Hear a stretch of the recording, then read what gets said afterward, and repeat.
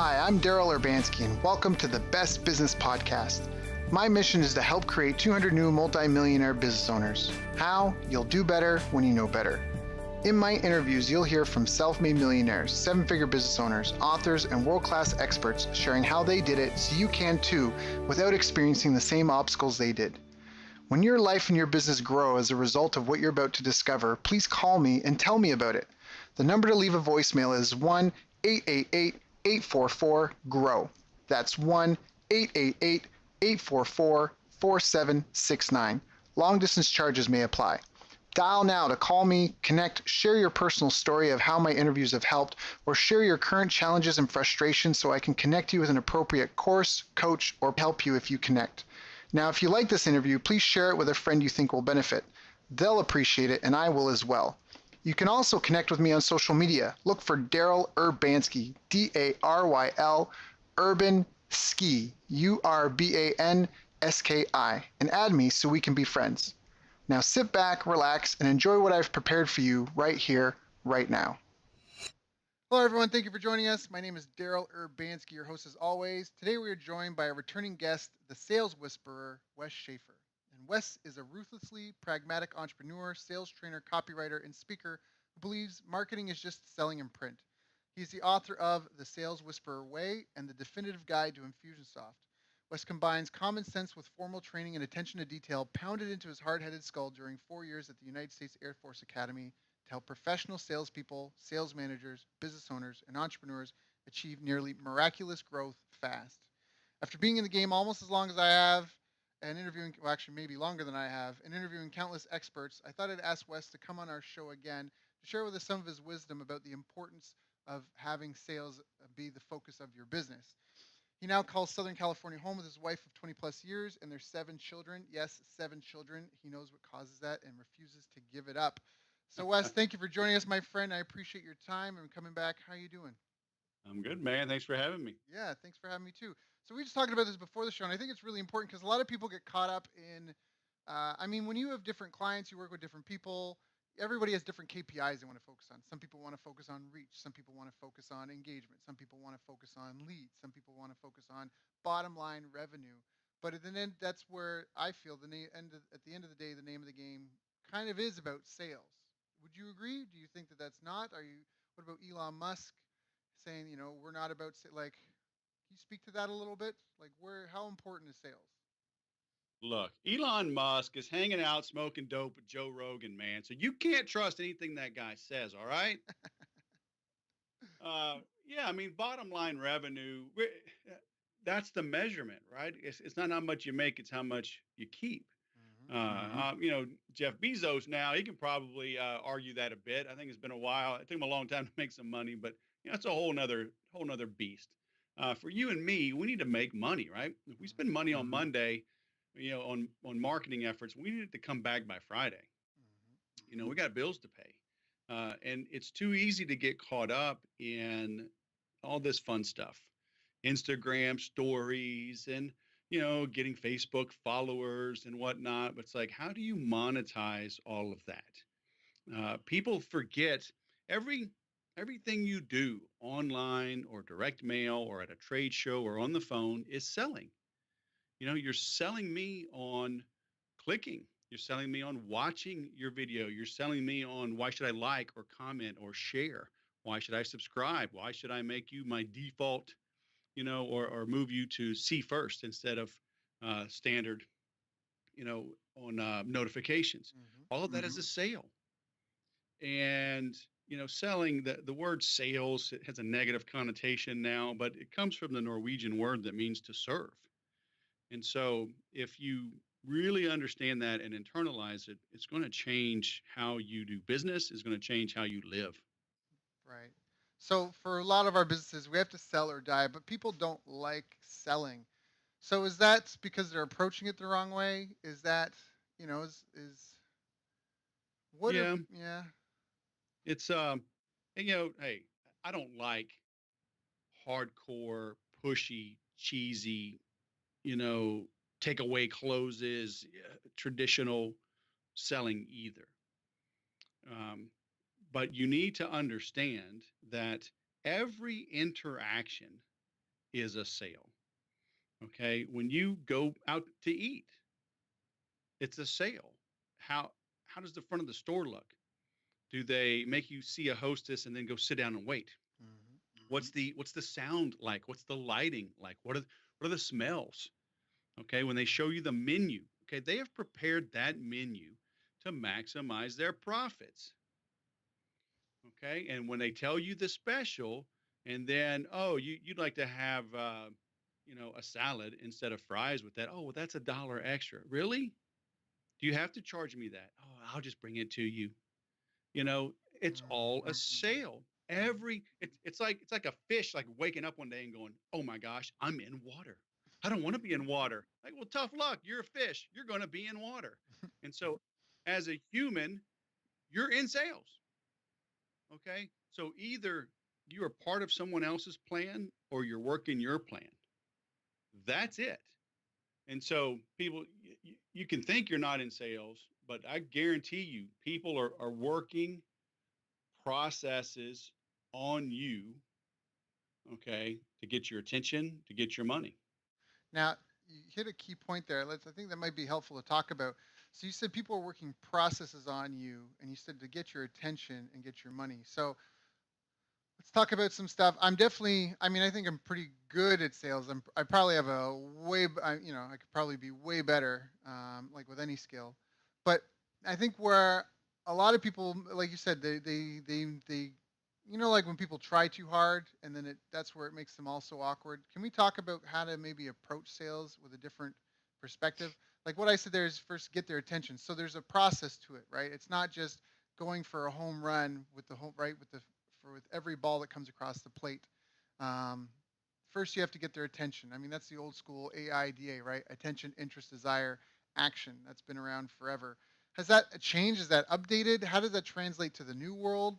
Is there a way that people can kind of figure like how working a pipeline and the different stages that people would move through? Is there, for people that are starting out and struggling, is there kind of context or framework you can give them so they're just not like, hey, buy my stuff, hey, buy my stuff, hey, buy my stuff? How do they do that with a little more finesse? Yeah, well, it's recognizing that you have to do it with finesse. And yeah, everything is the same because humans are the same. Okay, since cavemen were drawing on walls, the human mind hasn't really evolved. And literally, I mean, what was going on in the caveman brain still goes on in our brains. We think we have to fight for survival. We think that there's saber-toothed tigers out there that we have to avoid. We think this is our last meal. We don't know where our next meal is going to come from. We got to get out there and hunt and kill. And so it's ridiculous, but it is. So it's like the fish in water. You're in water, so deal with it. So you need to understand how the human mind works. It is I equate selling with dating. It's very much the same. If you're too aggressive in your approach to a woman at a bar, how you want to ask her to dance, you're going to get rejected. So it's the same thing in sales. If I just walk up to you in the store, hey, you want to buy something? Hey, here's an iPhone. You want to buy it? Hey, we got furniture on sale. You want to buy it? It's a turnoff. So there's got to be some courtship in there. There's got to be some a little bit of a strategy, right? But there's also this fancy word, called congruence. Everything you do needs to match. When Walmart runs an ad, they're not showing, marble floors and plush carpet and Starbucks cappuccino served in China when you don't have a concierge meet you at the door when you go into Walmart. Their sale is everyday low prices.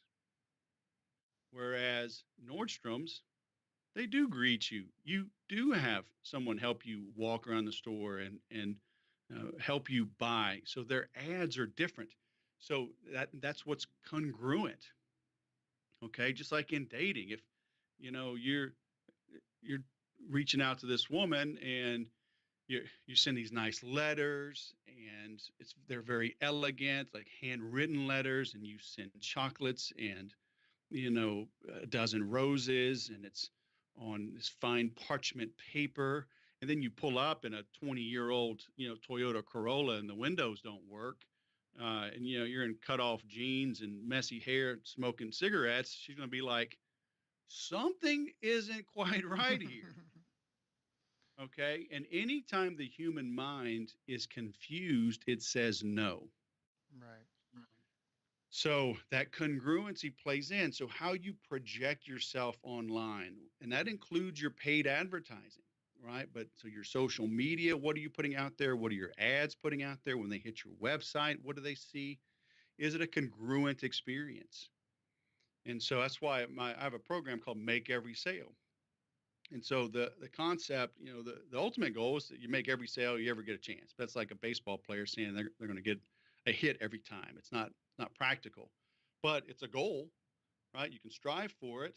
Maybe you can get a hit every at bat in one game. Even that's nice. You go 4 for 4 or 5 for 5. People are going to remember you.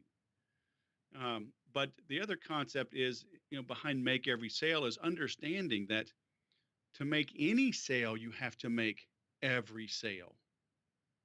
We were talking before you hit record, about our spouses and how we met. And,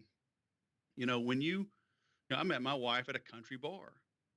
And so I showered, right? I did my hair. Sorry, I I, just sorry. yeah, but it's that fundamental, right? Yeah. I showered, I put on clean clothes, deodorant and cologne, and I shined my boots. Right. So is that manipulate? Was I manipulating her? Because you know what? I don't shave every day, Hmm. right? I shave like twice a week because she makes me. So so I shaved. I got cleaned. I get there early. I ask her to dance. How I conduct myself. Each one of those is a sale Hmm. because we judge each other. So she sees my boots are shine. She sees that I'm clean. She sees that I smell good. I brush my teeth. I don't have stinky breath. Each of those is a little sale. How I approach her was a sale. Hmm. Did I know how to dance? Yes, I did. So that was a sale. That was I needy? Oh, you're so beautiful. I'm so glad I came here. I really need to get your number. We should really be exclusive with one another. You can come on too strong. Hmm.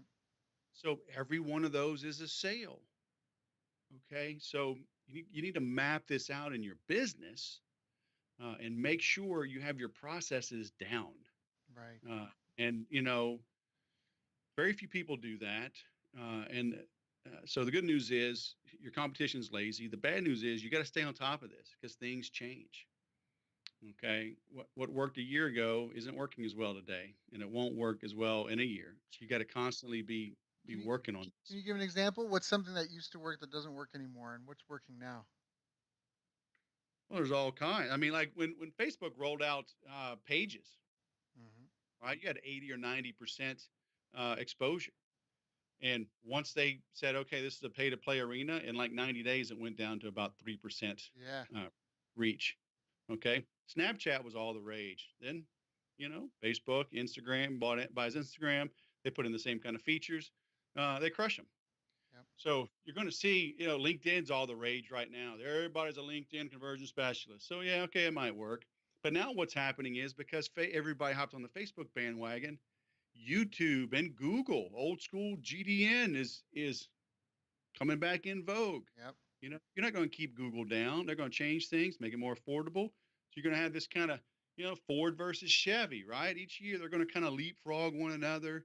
Maybe they come out with some better technology for a while, but they won't stay in the lead forever. They're going to, and that's happening now as well. Right. That's actually something that's fairly recent, like the end of the last year. People started to talk about Google more, especially YouTube, because you get free ad spend on YouTube if people don't engage with your ad. So let's Uh-huh. talk. Let's talk about the phases here. I like how. All right. How does let's make some practical. Let's make this practical for people in terms of. I mean, it's all been practical, but let's give some concrete examples of how to do this. So first of all, you can't sell anyone if you don't have lead flow, right? That's good. 101. If you don't have a flow of potential prospects, what do you do, right? So how do we do that? How do we do that in today's day and age? How do we generate like quality leads or people? How do we generate interest and qualify them? Well, that's a big, tall order. It is a tall order. It depends on your business. Um, people I think people haven't been in sales. They haven't literally picked up the phone or gone door to door and met with people in person to really understand what's going on. Mm, Because there's a lot to it. When you run an ad, well, guess what? Even you run an ad on Facebook, you're going to have to change that ad up every month, if not every week. You're going to have a rotation of ads. So now you got to split test your ad copy. You got to split test the headline, the image, the call to action, the URL that's displayed. Well, then you take them to a landing page. Well, do you take them to a landing page or do you take them to your Facebook page?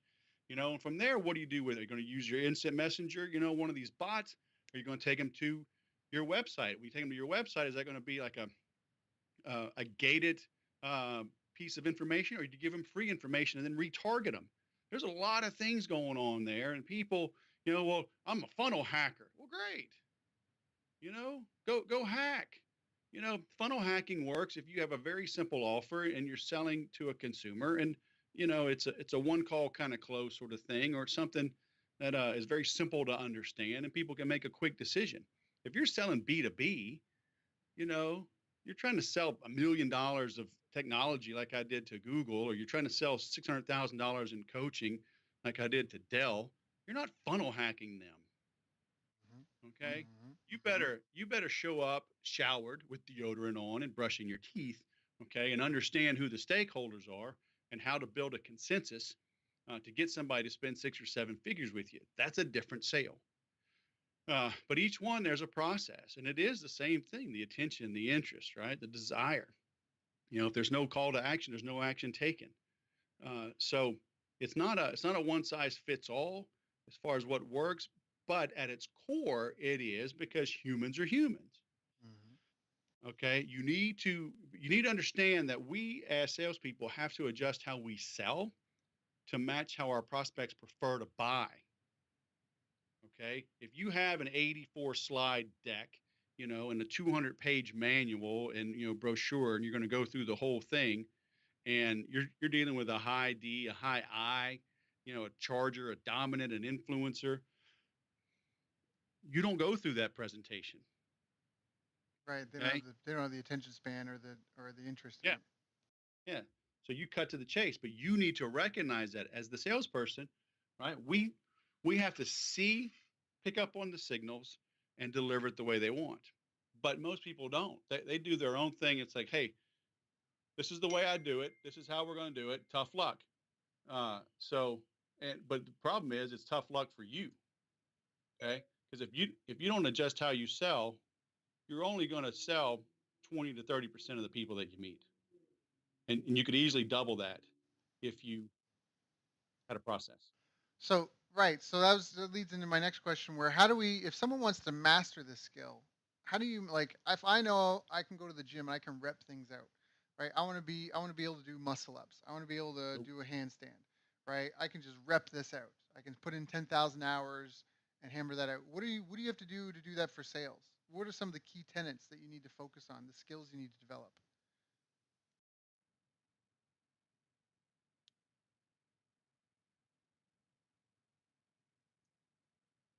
Oh, you there? Oh, Daryl. hey, everybody there? Can you hear me? Hello, hello,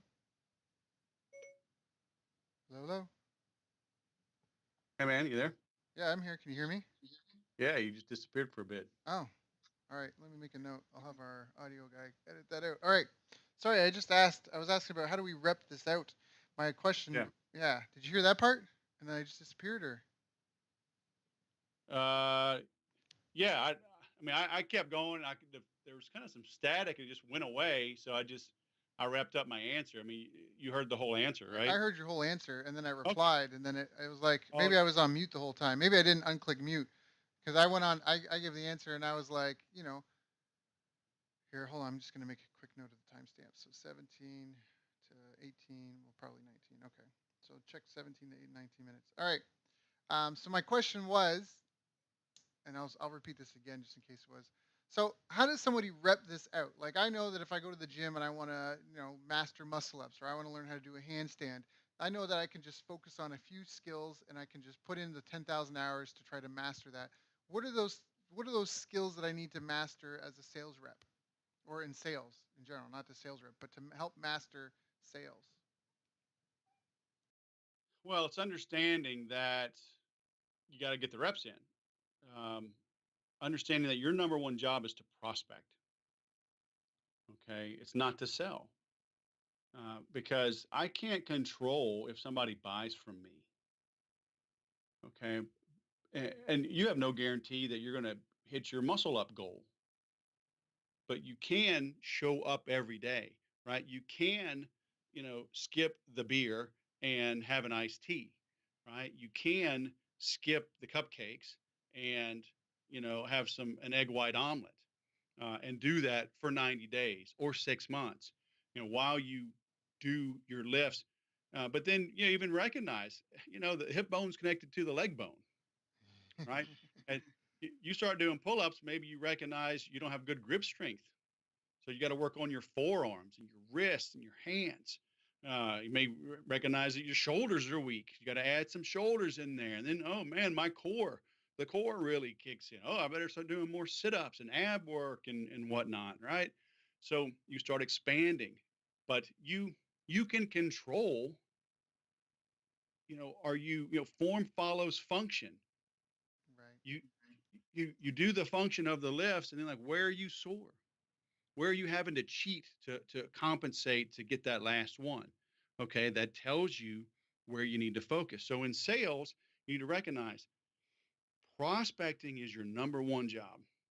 If you say the right things and make the right offers to enough of the right people, if you deliver a powerful message in a powerful manner, it will land in the inbox of the people you need to reach. Okay, but you got to do that day in and day out. So that's what, even if you're, all online, well, you still look, you don't have one ad and you run that same ad for like 5 years. Okay. Again, it's called ad fatigue. Goes back to how the brain works, going back to cavemen. We're talking about reticular activations and the Broca area of the brain. It's when we see something that's new, the brain goes, oh, can I kill it? Can I eat it? Or can I have sex with it? Okay. That's what the brain's literally Mm-hmm. computing when it sees something new. So it looks at it and goes, oh, that's an ad. That looks somewhat interesting. Let me click on it. Oh, yeah, this isn't for me. Or I don't have time. Then after it sees it a few more times, we literally develop blind spots. We don't see the ad anymore. Okay, so you got Right. to rotate it. You got to change it. So even if it's all online, you have to understand how the brain works and how you have to continually be updating things. That's why you see big companies like, McDonald's and the US Army and Coca-Cola. I mean, they change their taglines and their slogans because society changes over time. And what worked now, you know, or what worked then won't work now. So prospecting is your number one job. You need to understand great salespeople don't overcome objections, they anticipate them and address them and negate them, neutralize them before they come up. Mm, mm, mm. So, Okay. so we need to keep prospecting, and then we need to anticipate the questions that they're going to have and make them feel comfortable about that from the beginning. Going back to the dating analogy, if your goal is to get laid, have the condom in advance and drop the hint that you have a condom before she could even before it even comes up to his ass, or at least be prepared if it gets there, right? So that way you don't have any objections to the sale. Yeah, but even then, right? If I walked up to my future wife and said, "Hey, would you like to dance?" And by the way, I have a condom. Yeah, that's yeah. I have a condom, she's gonna be like, "Yeah, why don't you meet my dad and my brother who are also here so they can kick your ass?" Right. Okay. So you got to be careful when you deliver that little nugget of knowledge. Right. Yeah. So going back to this, all right. So first, we're prospecting all the time. We're getting people to raise their hands. Out of that, we have to qualify them, ask the questions, make sure that it's a good fit for everybody involved. And then, I mean, again, I what I appreciate here is you're not giving like here's a two-step close, because I think you're right that people are people and it's about conversations and it's not necessarily about tricks, and that tricks aren't going to work. But I love that you do the follow, trust the process. So is there what I want to ask? I guess, what are some of the biggest mistakes people make in that process? So you doing all the training sessions you've done, seeing where people get tripped up. Sounds like prospecting is a big one. They stop prospecting. What are the other kind of catch points that people get tripped up on? I mean, once you have someone in conversation, you almost can never lose them. I mean, well, tell me if I'm wrong, but I was kind of told, in some ways, if you're doing it ethically and you're coming up and you and if you have something meaningful to say, you could basically be like the guy in Green Eggs and Ham. Would you eat them in a Uh, boat? Would you eat them, right? Like, you could keep coming back and back, even if they've said no. You can come back as long as you've got an ethical reason. And you're not just harassing someone, right? Because if you harass them, they're just not going to listen anyways. You don't have their attention or their interest, right? But right. if you can have a meaningful reason to come back, you've almost never lost the lead. No might just be not now, right? Again, Yeah. but you've yeah. Yeah. And uh, it's having a system, having a process, um, and working the system. We're too used to this instant gratification. I've been doing Brazilian Jiu Jitsu now for 2 years this month, and What? it's yeah, Who and are you it's training with? You got your blue belt now, right? right. That's awesome. Uh, Love yeah, jujitsu. it's a humbling experience. I Yeah, mean, it's great. little guys, you know, tune me up, man. You got to work on your transitions. That's what it is. Yeah, you're 2 years in. You're probably still mastering submissions, trying to get to them. It's all about the transitions. It's all Yeah. about learning. Anyway, sorry, I trained for 6.5 years. Yeah, I love jujitsu. Yeah, brother Yeah, from so another mother. it's understanding, seeing the big picture, right? And because you're probably losing sales right now and don't even know why. It's just like when you're brand new in jujitsu. I mean, you get destroyed. You don't even know what happens. Right. Yeah, Then you're you so move. close. This guy's got 8 limbs. What the hell's going on? Yeah, I mean, I was fighting a guy yesterday and really good brown belt, and super quick. And he got me a dozen times. But he was complimenting as we're going, right? Uh, I'm seeing some of the moves, right? I'm fighting off his initial attacks, but yeah, he's got better transition, so he just goes from 1 to 2 to 3, and I can't stop all three. Right. Yeah. But at least I'm seeing one and maybe two, whereas before I saw none. That's right. So I got to tell people all the time, if like for example, let's say you ask me, Wes, hey man, how much is HubSpot software? And I say, well, Daryl, it's normally $3,000 down and $800 a month. What did I really just tell you? Well, you told me a commitment. You told me Well, no, I said it's normally 3 grand oh, and okay. 800 a month. Okay. How would you respond? Well, it depends if I guess it depends on my level of engagement in terms of, like, if you tell me that No, you're missing one word. what If I say, Daryl, this is normally $3,000 down and oh, 800 a month. okay. So What did I really just tell you? well, you got me curious. I got you curious, but how would you respond to that? Well, again, if I'm really interested, I go, okay, well, if it's normally that, what is the price now? There you go. And then as a salesperson, I go back to my sales manager and I say, this software sucks. It's overpriced. Everybody wants a discount. But what I did, I invited the discount. I invited the price objection because of the words that I used and my Mm, tonality on how I delivered it. got it. Okay. Instead of saying, Daryl, the professional, there's basic, there's professional, there's enterprise. I think based on what you've told me, you need the professional level.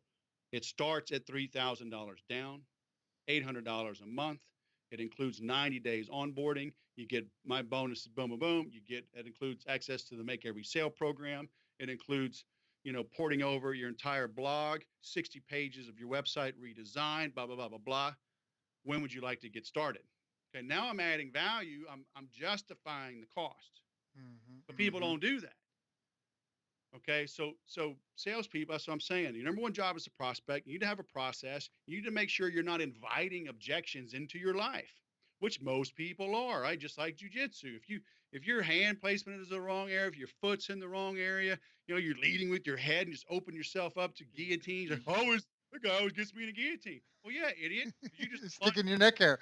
jump at him. He knows you're going to do that. He just sits up and throws his arm under you, and bam, yeah, you're going to die. Stop doing that. But see, it's hard to see. Like I say, you can't read the label from inside the bottle. Okay, you don't know you're doing anything wrong. Like, well, I watched all the YouTube videos. I'm doing just like they do in the YouTube videos. No, you don't. No, you don't. Right? I'm 6'2", 225 pounds. I'm 48 years old. I can't move like that 30-year-old, 6 foot tall, 180-pound guy. Right. Who's also a black belt, and I'm a blue belt. Yep.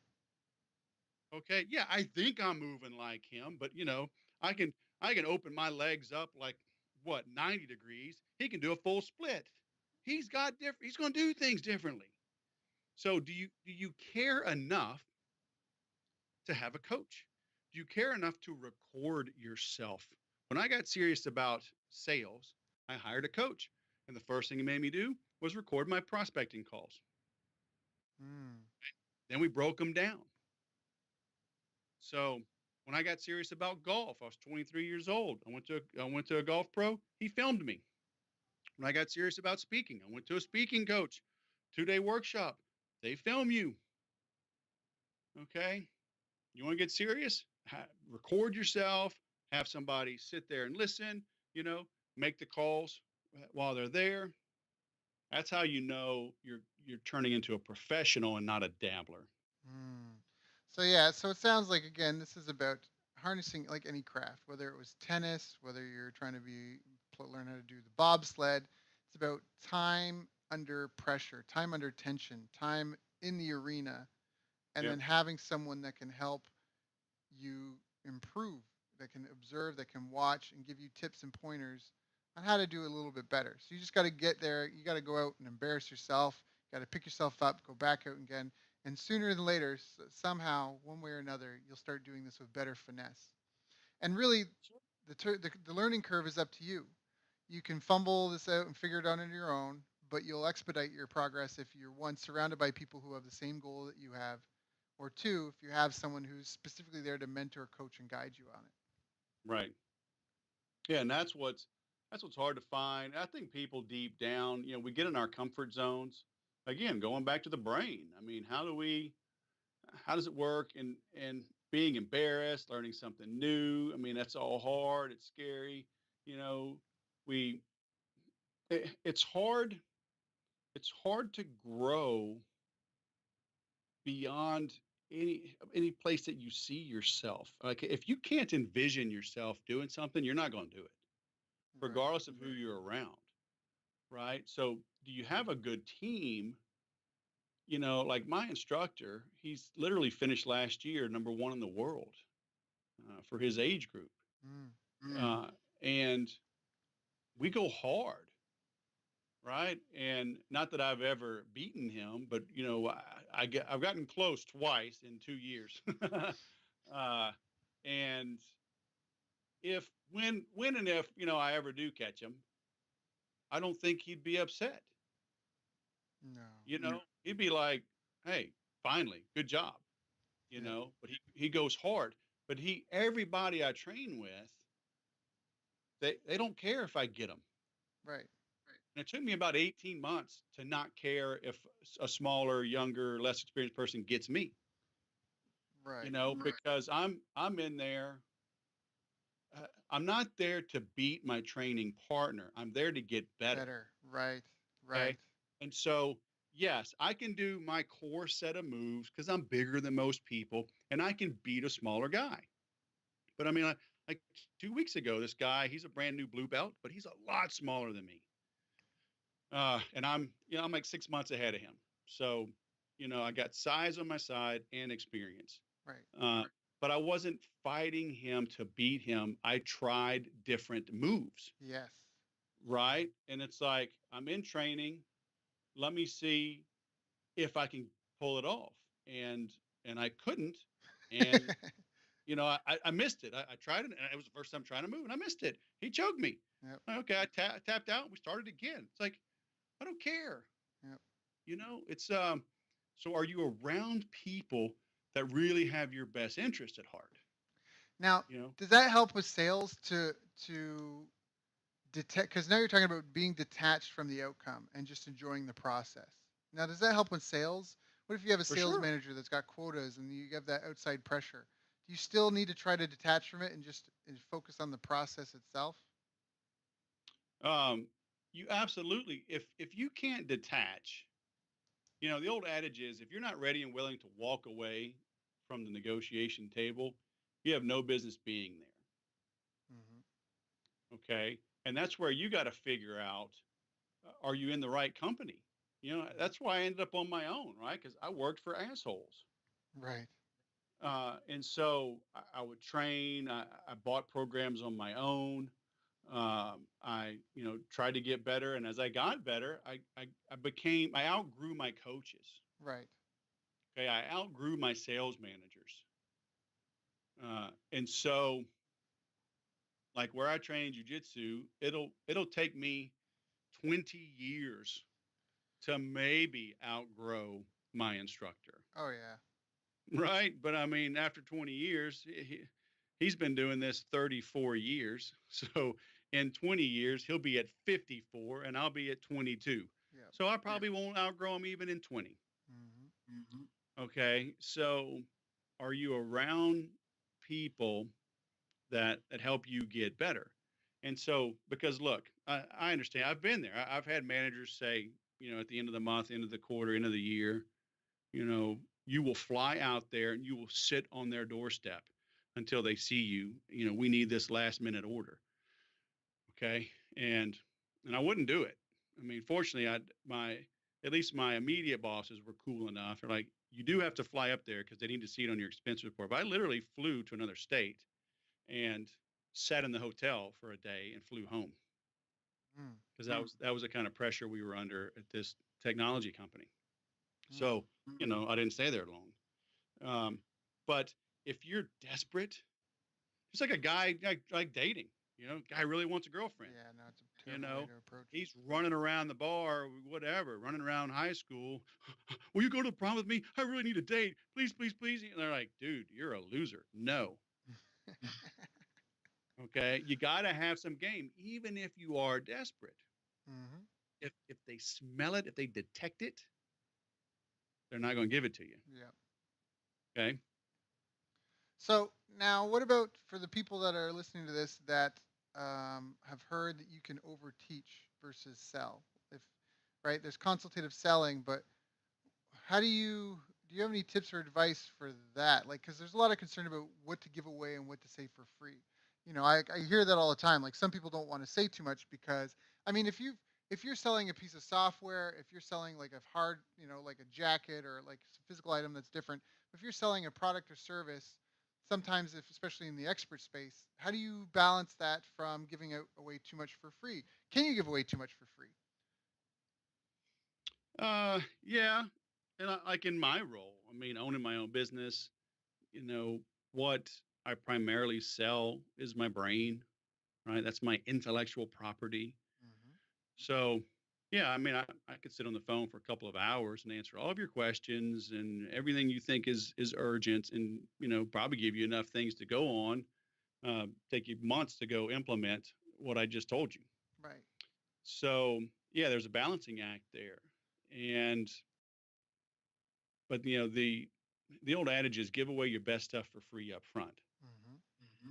All right, but I do that in my own podcast, right? 350 episodes so far, published 351, I think, 5.5 years. I'm starting a second podcast. I Nice. called the CRM Sushi Podcast. I've written 2 books. I blog a bunch. So the tips are out there. So what people are really paying for is convenience. Mm-hmm. Okay. If you want to go listen to 350 podcasts, and if you want to go read 1,000 blog pages or posts on my website, you'll probably find your answer. All right. But you're paying me for convenience. You're paying me to customize and tailor the answer. So, but yeah, you do have to be careful, and that's why I've something your listeners can go get for free is called the Sales Agenda. So it's thesalesagenda.com. And it's the agenda I have followed since 2006.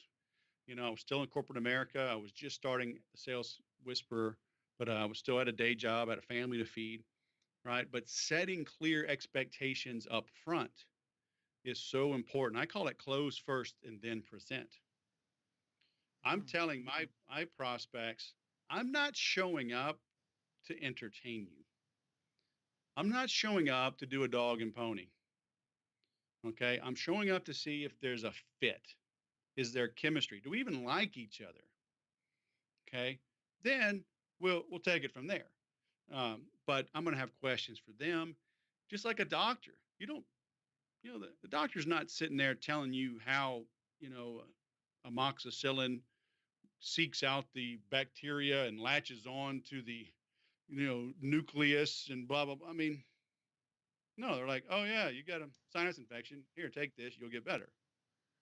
But Right. you trust the doctor's prescription and diagnosis by how he goes through his procedure to evaluate you. Yeah, that's actually great. Prescription without diagnosis is malpractice. So I Right. think you hit the nail on the head. You can disperse stuff for free, but you have to, at one point, it has to stop being about you and how great you are. And then all of a sudden you transition into, well, why are you asking? What's the Right. problem that you're having? What are the symptoms? How long have you been experiencing this? What have you tried? Have you done, what are you looking for?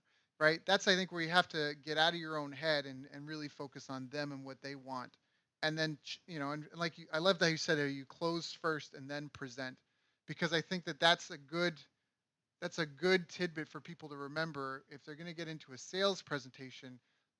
If they're going to try to get to that moment, then they're not in teach mode, right? You're in close mode. Okay, so you're looking for a solution to this. Got it. What's the problem?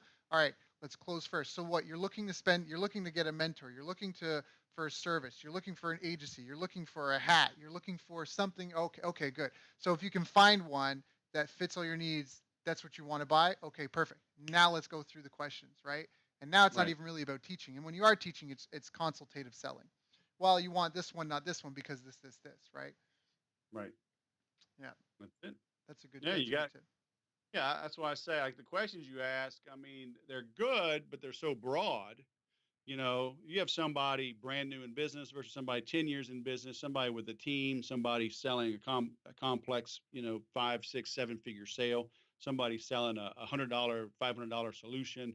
You know, they're all different in a way. Yeah, they are. You're totally right on that.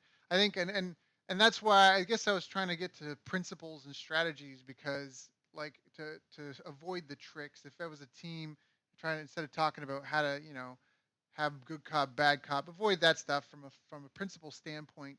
How do we approach this? And you've given some great tips. I mean, so far you've talked about, first, your number one job is the prospect, because you have to have a constant flow of leads if you're going to be able to hone and craft any skill. If you don't have a regular set of training partners, you're not going to be able to get better at jiu-jitsu, right? If you're not constantly whacking balls, you're not going to get better at golf. So yeah, number one job is the prospect, to make sure you've got people to practice with, right? First and foremost. Then you have to Right. trust the process. You have to be about it this day in, day out, and that realize that you're in it to get better, right? And to detach from the results. And that you can give it all away just to get their interest. Give it all away to get their interest, and then the people will pay for the convenience and the speed and the custom fit, right? No, but people don't buy shoes; they buy a walking shoe, a hiking shoe, a dress shoe, a water shoe, a specific purpose shoe. So you can give all the context away for free, or all the information for free, and people will pay for that custom fit, pay for the convenience, pay for the speed of it. You also gave us the salesagenda.com, which is where we can go to get an agenda on how to structure, I guess, and how to plan our sales process out. That way, we're not just kind of winging it as we go along. And then I love the great tip you just said for the number one question is when people are like, well, how do you get out of teach mode and conversation mode and into actually selling? And I think that's just a fantastic tip. Close first. So what are you looking to buy? Just right off the bat, like, are you looking to do something about this now? Like, are you looking to buy something now? Like, what are you doing? You just trying to ask questions so you can go figure it on your own, or what's your goal? Oh, okay, Yep. right. Oh, okay. You want? Oh, perfect. All right. Well, let's talk. Let's get some questions going. Right. What's this? Tell me about your scenario. And that also helps establish you as an expert. And also the whole thing where people say, people don't know how much you care. People don't care how much you know until they know how much you care, right? Right. And that's where I think now the other fundamental of this is get out of your own way, right? It's not about you. That would be the next thing I would add. Like, get out of your own way. It's not about you. It's about Right. them and the pain that they're trying to solve. Yeah. I mean, I'd love to get money from every single human being I ever speak to. Right. Right. That's what I always Assuming say. it's assuming it's the right solution. Right. That's I'm not going to sell my mom HubSpot. yeah. You know, but if she's working with an organization, she does a lot of volunteer work and blah blah blah. Okay, maybe that organization needs it. Okay, I'm happy to sell it to them, even though it costs money. If it solves a pain, the doctor doesn't feel bad because he charges you for surgery, right? That's right. You know, if it gets you better, they gladly take that money. That's right. And I often hear when people say that or complain that like the economy's bad or there's no money here and that, I always say, well, look around. Everybody in this room has pockets. Everyone you see on the street has pockets, and most people have some money in those pockets. So every time you see a pocket, there's typically some money in it, right? Every time you see someone wearing a pair of pants, you've got a credit card, they got a debit card, they got some cash. There's money out there. What's missing is a reason for them to give that money to you. And part of that comes from not understanding them or their pain or the problem that they're facing and knowing how you can help them with that. That's it. So then AIDA, attention, interest, desire, action. So Wes, you've given some great advice here. You gave me some great tips, and one of the things that I love about this so much is that you've kind of beaten the drum of, needing to really just be in it to develop the skill. That there's no real quick fix, and that it's about being some. So whether someone's listening to this and they're a sales professional at the company, whether someone's a business owner listening to this, whether they're a marketing consultant or they're an affiliate marketer, they understand that, all right, this is something that's an ongoing process. I have to understand that this is a skill I need to develop. And now you've given some really practical skills like, look, I need to keep prospecting to make sure I'm practicing this on a regular basis. How many prospects did I generate this week? How many prospects did I generate last week? A lot of people don't even realize that when they're in their business. And then you gave some other great tips that they probably should get a coach. If they want to be serious about this, if they want to have less pain and suffering and embarrassment and make fewer mistakes and have better tact and better finesse and just be received better and a better success rate, that the best thing that they could do would probably be to have a partner look over their shoulder and help them, right? To observe what they're doing and give them feedback. No one's ever gone to the Olympics and won a gold medal without a coach. It just hasn't Right. happened, right? It Right. just hasn't happened. Not yet. No one's shown up at the World Championship and been like, "Oh, look at that. I beat everybody else in the world and I did it without a coach." So that, Right. it really, so again, I think you gave some really practical tips, avoided any fancy bells, whistles, tricks, the two-person close. And to me, that makes you a really credible expert.